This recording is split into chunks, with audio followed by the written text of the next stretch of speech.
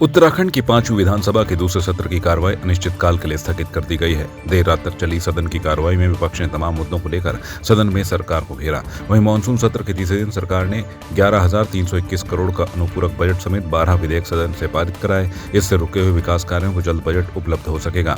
अनुपूरक बजट में विभिन्न विकास कार्यों के साथ ही सड़कों की मरम्मत को 300 करोड़, आयुष्मान योजना के लिए 200 करोड़, नंदा गौरा देवी के लिए 95 करोड़, इंटर के छात्र छात्राओं को निःशुल्क किताबों के लिए 68 करोड़, सामाजिक सुरक्षा पेंशन को 40 करोड़ के साथ ही अन्य कई योजनाओं के लिए बजट का प्रावधान किया गया है। देखिए, निश्चित रूप से जिस प्रकार से ये 3 दिन का हमारा विधानसभा सत्र, आप जानते हैं कि आदरणीय चंदन रामदास जी और कुंवर सिंह नेगी को श्रद्धांजलि देने के बाद जो 2 दिन का हमारे कामकाजी कार्य सत्र हुआ, इसमें मैं सभी माननीय विधायकों का, विशेषकर विपक्ष के विधायकों का धन्यवाद कर रहा हूँ जिन्होंने इस सदन की कार्रवाई को व्यवस्थित करने में अपना योगदान दिया। लेकिन आप जानिए, जिस प्रकार से हमारे सरकार के तमाम मंत्रियों ने और जो विपक्ष के सवाल थे, अनुपूरक प्रश्न थे, उसका बहुत संतोषजनक जवाब दिया।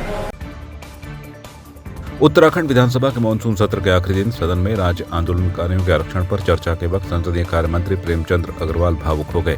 राज्य आंदोलन के दिनों को याद करते उनकी आंखें नम हो गई। पक्ष और विपक्ष के विधायकों के आंदोलनकारी आरक्षण विधेयक में संशोधन की मांग के साथ खुद को जोड़ते उन्होंने प्रस्तावित विधेयक को प्रवर समिति को देने की घोषणा कर दी। वहीं नेता प्रतिपक्ष यशपाल आर्य ने जल्द विशेष सत्र आहूत करने की मांग की है ताकि आंदोलनकारी आरक्षण विधेयक पास कर राज्य आंदोलनकारियों को आरक्षण का लाभ मिल सके।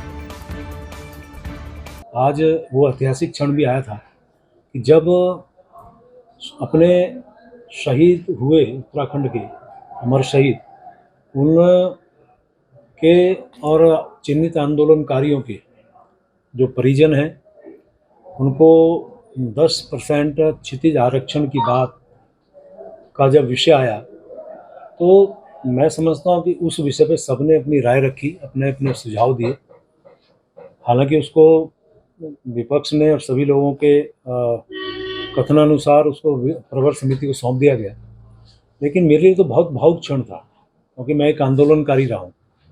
और उस समय मुझे थोड़ा सा अजीब लगा कि जब हम लोग आपसी नोकझोंक में थे, जिन अपने आंदोलनकारियों ने इस प्रदेश के लिए अपना बहुमूल्य योगदान दिया, लोगों ने शहादत दी, आज वो अमर शहीद हैं, और उसके लिए मुझे दृश्य याद आता था, मुजफ्फरनगर का मुझे दृश्य याद आता था, मसूरी का मुझे ये दृश्य याद आता था जब हम लोगों को पुलिस किस प्रकार से हमारे साथ दुर्व्यवहार करती थी।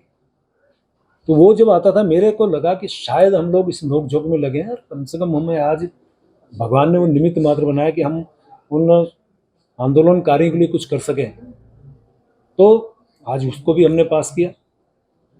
आज प्राइवेट बिल के जरिए जो हमारी अनुपमा रावत है एमएलए, वो प्राइवेट बिल के जरिए आरक्षण की व्यवस्था की जाए, इसके लिए वो सदन में प्रस्ताव लाना चाहती थी। लेकिन आज सरकार ने जो आरक्षण का प्रस्ताव सदन में लाए हैं, उसमें खामियां थी, उसको दुरुस्त करने के लिए पुनः प्रवर समिति को भेज दिया गया है। हमने कहा है कि प्रवर समिति को भेज दिया जाए और जल्द से जल्द सदन का विशेष सत्र आहूत किया जाए, जिससे कि हमारे राज्य आंदोलनकारियों को आरक्षणों का लाभ मिल सके। बागेश्वर विधानसभा उपचुनाव में भारतीय जनता पार्टी ने जीत का परचम लहराया है। पूर्व कैबिनेट मंत्री स्वर्गीय चंदन रामदास की पत्नी और भारतीय जनता पार्टी की प्रत्याशी पार्वती दास ने अपने प्रतिद्वंदी कांग्रेस प्रत्याशी बसंत कुमार को 2,405 मतों से हराया। इस जीत से पार्टी कार्यकर्ता बेहद उत्साहित हैं। बता दें कि भारतीय जनता पार्टी की प्रत्याशी पार्वती दास ने कांग्रेस प्रत्याशी बसंत कुमार से 2,405 वोट अधिक पाए। पार्वती दास को 33,247 और बसंत कुमार को 30,842 वोट मिले। वहीं 1,257 वोट नोटा को मिले। मतगणना में भारतीय जनता पार्टी की प्रत्याशी की जीत के आंकड़े के सामने आने के बाद भारतीय जनता पार्टी के खेमे में खुशी की लहर छा गई। इस उपचुनाव को लेकर दोनों पार्टियों की प्रतिष्ठा दांव पर लगी थी। मेरे सभी जितने कार्यकर्ता लगे थे, सब उनकी जीत है। मैं इस पर अपनी जनता को ही, अपने कार्यकर्ताओं को, ये हमारे मुख्यमंत्री जी की जीत है, वो उनकी जीत है, उनका ही आशीर्वाद हम पर बना हुआ है और मोदी जी का आशीर्वाद बना। जनता को धन्यवाद कहूँगी और इस दुख की घड़ी में आप लोग मेरे साथ खड़े रहे, इसके लिए मैं आप लोगों को बहुत बहुत धन्यवाद करूँगी। सामुदायिक स्वास्थ्य केंद्र गंगोलीहाट में तैनात प्रभारी चिकित्सा अधिकारी को हटाने की मांग को लेकर गंगोलीहाट के व्यापार संघ ने पूर्व निर्धारित कार्यक्रम के तहत शनिवार को दिन भर बाजार बंद रखा। व्यापार संघ अध्यक्ष हरीश धानिक के नेतृत्व में व्यापारियों सहित विभिन्न संगठनों ने जुलूस निकाला और स्वास्थ्य विभाग के खिलाफ जमकर नारेबाजी और प्रदर्शन किया। इस मौके पर CHC परिसर में एक सभा का आयोजन किया गया, जिसमें व्यापारियों ने कहा कि अगर जल्द यहाँ से प्रभारी चिकित्सा अधिकारी का स्थानांतरण नहीं किया जाता है और 2 विशेषज्ञ डॉक्टरों की नियुक्ति के स्टाफ की नियुक्ति नहीं की जाती है तो और उग्र आंदोलन किया जाएगा। प्रदर्शनकारियों ने CMO को ज्ञापन देकर जल्द कार्रवाई की मांग की। बाजार बंद होने के कारण दिन भर खाने, होटल से लेकर दवाइयों की दुकानें भी बंद रहीं। इस दौरान बाजार में भारी पुलिस बल मौजूद था। हमारे सामुदायिक स्वास्थ्य केंद्र गंगोलीहाट में विगत 3 वर्षों से कई प्रकार की अनियमितताएं चल रही हैं, जो हमारे पूर्व चिकित्सा प्रभारी जिनके खिलाफ हमारे जितने भी जनप्रतिनिधियों ने हैं, कई एक बार जिला चिकित्सा अधिकारी को लिखित पत्र देने के बावजूद भी ये कहा गया था लिखित पत्रों में सभी जनप्रतिनिधियों द्वारा कि गंगोलीहाट सामुदायिक स्वास्थ्य केंद्र में भ्रष्ट कर्मचारियों के जो CHO हमारे CHO होते हैं उनसे मानदेय में 5,000 रुपये तक की रसीद मतलब मानदेय उनसे लेने के लिए 5,000 रुपये तक मांगा जाता है।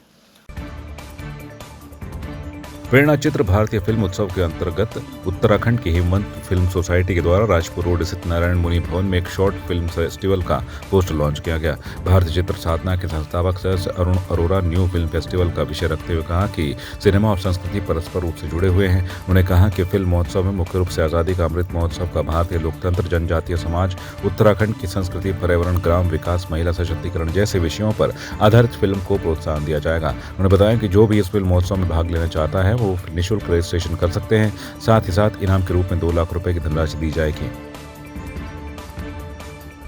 फिल्मोत्सव उत्तर प्रदेश एवं उत्तराखंड के विद्यार्थियों के लिए है।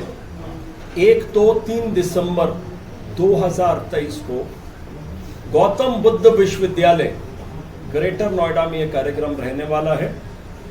इसमें 3 कैटेगरी हैं। पहली है डॉक्यूमेंट्री, वृत्तचित्र, कथा फिल्में, शॉर्ट फिल्म्स और डॉक्यू ड्रामास, और जो अधिकतम सीमा रहेगी वो 20 मिनट की रहेगी। जो कुल नगद पुरस्कार हम लोग देने वाले हैं सब मिलाकर 2 लाख रुपए के होंगे।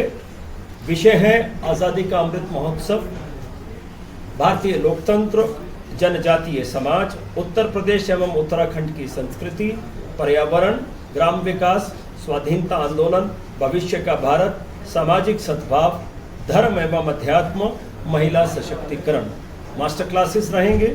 काफ़ी जो दिग्गज इस फील्ड के हैं वो आने वाले हैं। ओपन फोरम्स रहेंगे, वर्कशॉप्स रहेंगे। विद्यार्थियों के लिए बहुत अच्छा प्लेटफॉर्म है। अपने आप को रजिस्टर करें। लिंक है prernasamvad.in/register for films या प्रेरणा शोध संस्थान के सोशल मीडिया के टूल्स पर जाइए, सब मिलने वाला। उत्तराखंड में चारधाम सहित कई ऐसे स्थान हैं जिन्हें पर्यटन के लिहाज से विकसित किए जाने की जरूरत है। ऐसे ही टिहरी जिले में स्थित है महासरताल, जो पर्यटकों की नजरों से दूर है। इस जगह की खूबसूरती देखते ही बनती है, लेकिन महासरताल आज भी सरकार के विकास की पहुंच से दूर है। लिहाजा स्थानीयों ने सरकार से यहाँ मूलभूत सुविधाओं के साथ ही स्थान को पर्यटन के लिहाज से विकसित करने की मांग की है।